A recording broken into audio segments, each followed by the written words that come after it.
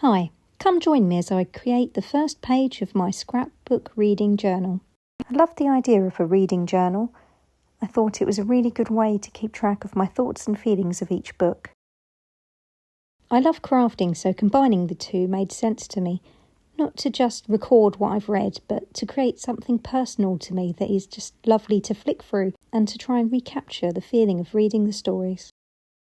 I joined several book clubs a year ago, and I found my reading list getting longer and longer, so I thought I'd best start my reading journal before that list gets any longer.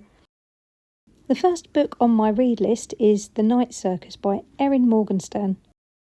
The first thing I did was to print all the little covers of the books I've read over the last year, as I wanted to be able to put the book cover image in the corner of each scrapbook page as I go.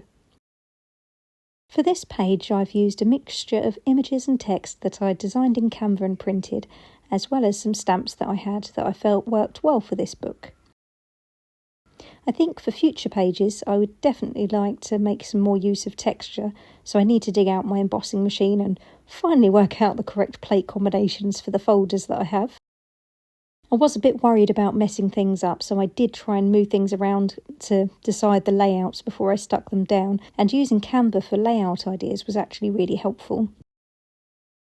I think my favourite part of this page is actually the C in the corner with the quote, "A sea of ink would not be enough."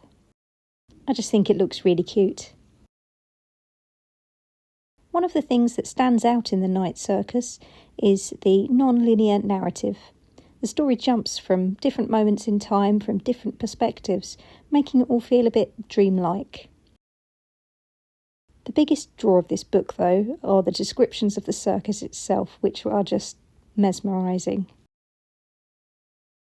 Attractions like the ice garden, with trees and flowers sculpted entirely from ice, and the cloud maze where visitors can climb into the sky.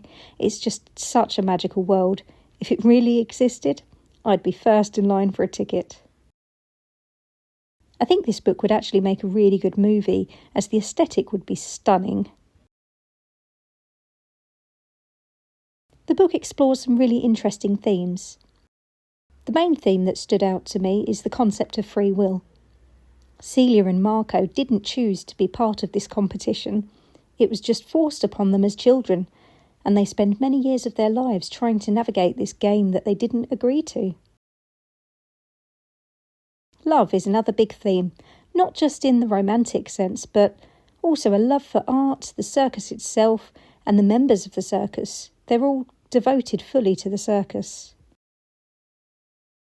As I put this scrapbook page together, I've tried to capture a bit of the atmosphere of the book, sticking with the black and white colours of the circus tents and the pop of red to represent the circus's devotees.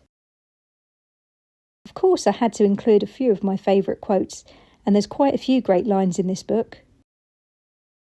I thought that adding a few silver stars scattered across the page would help reflect a little bit of that dreamlike quality of the story, so later on you'll see me do that.